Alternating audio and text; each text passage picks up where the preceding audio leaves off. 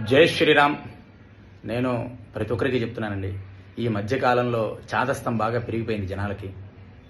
మహిళలు డెలివరీ కోసం రేపు 22వ తారీఖు అయోధ్యలో రామ మందిర ప్రతిష్ఠ ఉంది. ఉదయం సి సెక్షన్ డెలివరీ కోసం అదే రోజు అదే ముహూర్తానికి డెలివరీ చేయాలని చెప్పి డాక్టర్లను ప్రెజర్ చేస్తున్నారంట. ఎంతోమంది మహిళలు, గర్భిణీ తల్లులు డాక్టర్లను ప్రెజర్ చేస్తున్నారు. డాక్టర్ గారు, మాకు అదే రోజు డెలివరీ చేయండి, 22వ తారీఖు సోమవారమే డెలివరీ చేయండి, అదే ముహూర్తంలో చేయండి అని చెప్పి చాలామంది డాక్టర్లు తలకాయలు పట్టుకుంటున్నారు.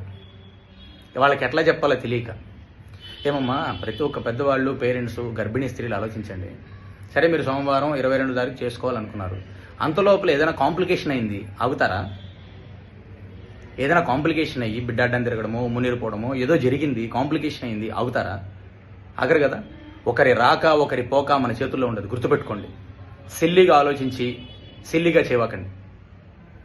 ముహూర్తాలు చూసుకొని సి సెక్షన్లు చేసుకోవడం ఏంటండి? ఒకరి రాక ఒకరి పోక మీరు ఎలా నిర్ణయిస్తారు? ఏం ఆలోచిస్తున్నారమ్మా? గర్భిణీ తల్లులు అవ్వచ్చు, వాళ్ళ తల్లులు అవ్వచ్చు, పెద్దవాళ్ళు అవ్వచ్చు, ఎవరైనా సరే చాలా సిల్లిగా ఆలోచిస్తున్నారు. ఇప్పుడు ఒక ముహూర్తం పెట్టుకున్నారు. చాలా మంది నన్ను అడుగుతుంటారు, నేను గర్భిణీ సి సెక్షన్లకి డెలివరీకి ముహూర్తాలే పెట్టనని చెప్తాను. చాలా తప్పండి అది. వైద్యో నారాయణో హరి. ఆ వైద్యుడు ఎప్పుడంటే అప్పుడే ముహూర్తం, అది రావాల్సింది ఎప్పుడు అనేది భగవంతుడు నిర్ణయిస్తాడు.